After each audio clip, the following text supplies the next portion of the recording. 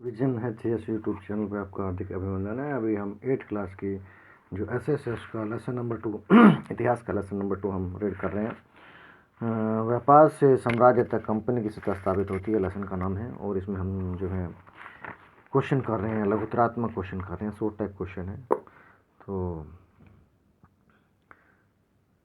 यहाँ पे हम क्वेश्चन नंबर 10 जो है अभी कर रहे हैं। बक्सर की लड़ाई के क्या परिणाम हुए। देखिए, बक्सर जो है पश्चिम बंगाल के अंदर है। 22 अक्टूबर 1764 को अंग्रेज़ों और बंगाल के नवाब के बीच ये बक्सर का युद्ध हुआ था। और इसके जो परिणाम हुए हैं वो देखिए कौन से हुए हैं। नंबर 1, इस युद्ध में बंगाल पर अंग्रेज़ों का पूरा अधिकार हो गया था। युद्ध में जीतने के बाद अंग्रेज़ों का बंगाल के ऊपर पूरा अधिकार हो गया था। दूसरा जो पॉइंट है इसमें, अंग्रेज़ों ने मुग़ल सम्राट शाह आलम से बिहार, उड़ीसा, बंगाल की दीवानी प्राप्त कर ली।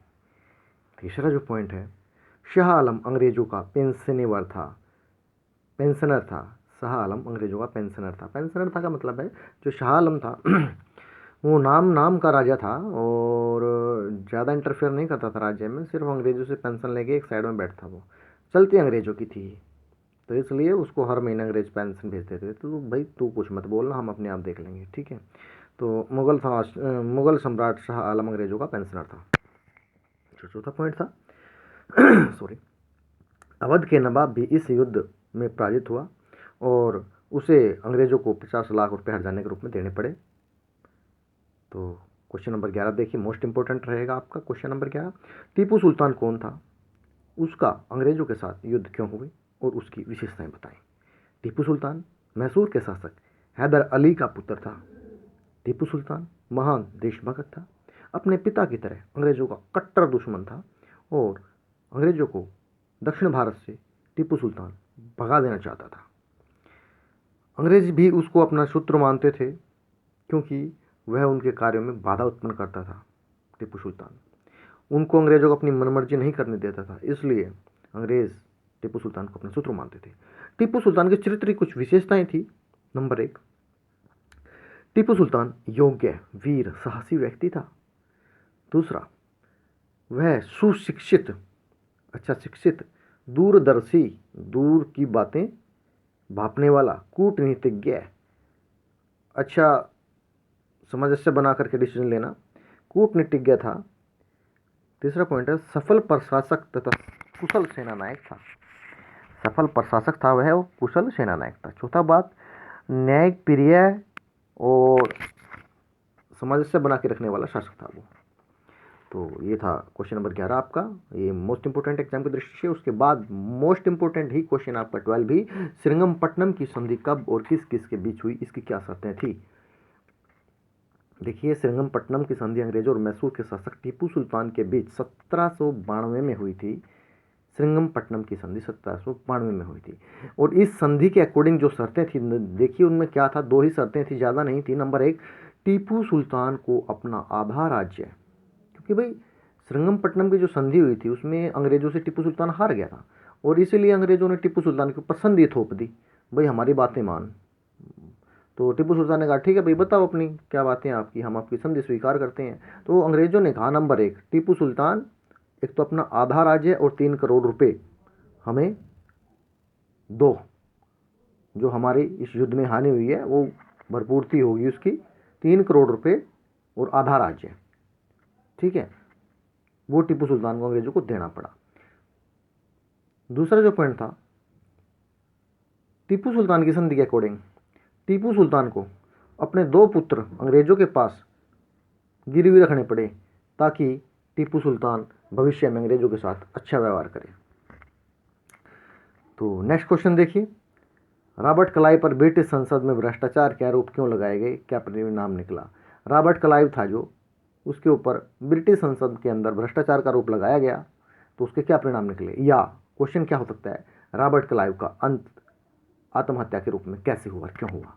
देखिए, रॉबर्ट क्लाइव जब इंग्लैंड से मद्रास आया था तो उसकी उम्र मात्र 18 साल थी और 1767 में जब वह 2 बार भारत का गवर्नर जनरल के बाद हमेशा हमेशा के लिए भारत से इंग्लैंड चला गया, तो उसकी जो दौलत थी उसके पास 401 102 पौंड के बराबर थी, यानी 401102 पौंड के बराबर थी। और इस प्रकार रॉबर्ट क्लाइव ने भारत से अपार दौलत जमा कर ली थी और उसको भ्रष्टाचार खत्म करने का भी कार्य सौंपा गया था रॉबर्ट क्लाइव को भारत के अंदर। अगर भ्रष्टाचार खत्म करवा देगा तो उसने भ्रष्टाचार तो खत्म कराने के बजाय अपना जो दौलत थी वो जोड़ ली। जैसे ही वह ब्रिटेन के अंदर पहुंचा तो रॉबर्ट क्लाइव की इस 401102 पौंड संपत्ति के कारण ब्रिटिश संसद ने रॉबर्ट क्लाइव के ऊपर आरोप लगाया कि भैया इतना धन कहाँ से आया, सफाई दो। तो हालांकि उसने सफाई दी और बाद में ब्रिटिश संसद ने उसे भ्रष्टाचार से आरोप मुक्त भी कर दिया था, लेकिन 1774 में दुखी होकर उसने आत्महत्या कर ली। बोला भाई बेइज्जती होगी मेरी तो। अरे बढ़िया, आत्महत्या कर ली, इतने लोगों को सताया, कहीं तो फल मिलेगा ना। चलिए अच्छा है। नेक्स्ट क्वेश्चन जो है, मराठों के इलाकों को अंग्रेजों ने कैसे जीत लिया। मराठे और अंग्रेजों के बीच लड़ाइयाँ हुई थी, तो उनके बीच जो युद्ध हुए थे, देखिए 3 युद्ध की हम बात करते हैं। पहला युद्ध है अंगल मराठा युद्ध। अंगल का मतलब होता है अंगल मराठा युद्ध, अंगल का मतलब होता है अंग्रेज और मराठा तो मराठा, तो अंगल मराठा यानी अंग्रेज और मराठा युद्ध।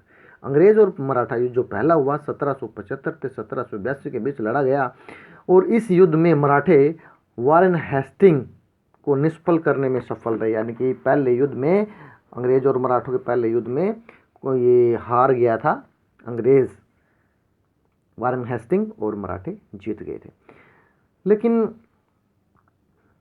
एक कमी थी मराठों में, वो अलग अलग लड़ते थे ब्रिटिश सेनाओं से, इकट्ठे होकर नहीं लड़ते थे।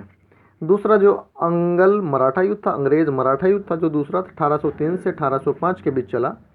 इस युद्ध के शुरुआत में 1 वर्ष पहले पेशवा बाजीराव द्वितीय ने बैसीन की संधि पर हस्ताक्षर कर अंग्रेजों के साथ सहायक संधि कर ली थी। बल्कि जसवंत राव होलकर द्वारा पूना को हस्तगत करने के बाद, यानी कि हस्तगत होता है प्राप्त करने के बाद, जसवंत राय होलकर द्वारा पूना को प्राप्त करने के बाद भी ब्रिटिश सुरक्षा लेने के लिए विवश हुआ था। क्यों हुआ था? क्योंकि पेशवा बाजीराव द्वितीय ने बैसीन की संधि करके अंग्रेजों से सहायक संधि कर ली थी, इसलिए। तीसरा जो पॉइंट था अंग्रेज मराठा युद्ध, तृतीय अंग्रेज मराठा युद्ध, तृतीय अंगल मराठा युद्ध 1817 से 1818 के बीच लड़ा गया और इस युद्ध में मराठों की पराजय हुई और अंग्रेज मराठा राज्य को अपने अधीन करने में सफल रहे। नेक्स्ट क्वेश्चन मोस्ट इंपोर्टेंट रहेगा, लॉर्ड डलहौजी की विलय की नीति क्या थी। देखिए लॉर्ड डलहौजी की पहली बात तो इनको लॉर्ड नहीं बोलना चाहिए आजकल, क्योंकि आजकल हमारे लॉर्ड नहीं है, ये तो बुक्स में ही गलत छपा हुआ है।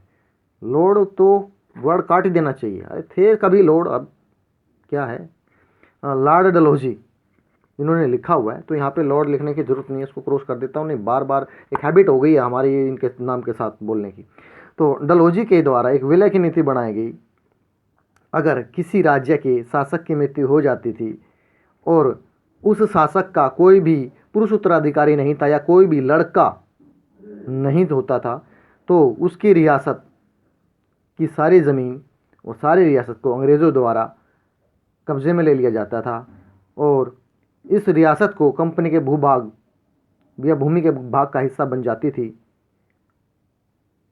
और इस प्रकार एक के बाद एक करके अधिकतर रियासतें डलहौजी ने विलय की नीति के द्वारा या हड़प की नीति के द्वारा मिला ली। सबसे पहले जो मिलाई गई थी सतारा रियासत थी। सतारा नाम ही सतारा है, ये सतरा नहीं है, सतारा, सबलपुर, उदयपुर, नागपुर, झांसी, ये जो मिलाएगी। देखिए एक के बाद एक सीरीज में है।